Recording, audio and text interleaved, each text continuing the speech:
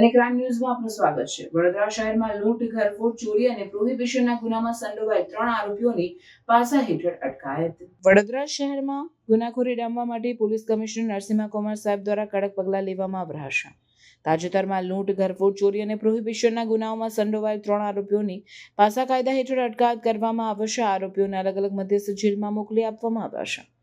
પાસા હેઠળ અટકાયત કરાયેલ આરોપી નંબર 1 ઇરફાન ઉર્ફે રાજા અજીઝ ખાન પઠાણ નવાપુરા પોલીસ સ્ટેશનમાં નોંધાયેલ એક કેસમાં આરોપી ઇરફાન અને તેના સાગરીતો એક દુકાનદારને માર મારીને 23,000ની લૂંટ કરી હતી અને જાનથી મારી નાખવાની ધમકી આપી હતી। તે જ રીતે અન્ય એક બનાવમાં તેણે એક ફૂલ વેચનાર મહિલા સાથે ઝઘડો કર્યો, ગાળો આપી અને માર માર્યો। આ આરોપી વડોદરાના મુસ્લિમ મોહલ્લા નવાપુરાનો રહેવાસી છે અને તેનો ગુનાહિત ઇતિહાસ ઘણો લાંબો છે, જેમાં હત્યાનો પ્રયાસ, લૂંટ, પ્રોહિબિશન અને ગેરકાયદેસર હથિયારોનો સમાવેશ થાય છે। તેની ધરપકડ કરી તેને સુરત મધ્યસ્થ જેલ મોકલી દેવામાં આવશે।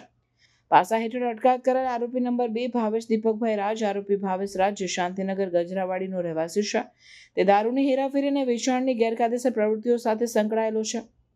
પાણીગેટ પોલીસ સ્ટેશનમાં નોંધાયેલ કેસમાં તેની પાસેથી 1,38,667ની કિંમતનો વિદેશી દારૂનો જથ્થો જપ્ત કરવામાં આવ્યો હતો। આરોપીને પણ પાસા હેઠળ અમદાવાદ મધ્યસ્થ જેલમાં મોકલી દેવામાં આવ્યો છે। પાસા હેઠળ અટકાયત કરાયેલ આરોપી નંબર 3 મહેન્દ્રસિંહ જીતસિંહ દુધાણી વારસિયા ભુંડવાડાના રહેવાસી મહેન્દ્રસિંહ દુધાણી ઘરફોડ ચોરીની પ્રવૃત્તિમાં સામેલ છે। ગોત્રી અને ગોરવા પોલીસ સ્ટેશનમાં નોંધાયેલ કેસમાં તેણે બંધ મકાનોના તાળા તોડી સોના, ચાંદીના દાગીના અને રોકડ સહિત કુલ 1,52,000ની ચોરી કરી હતી। આરોપીને પાસા હેઠળ ભાવનગર મધ્યસ્થ જેલમાં મોકલી દેવામાં આવ્યો છે।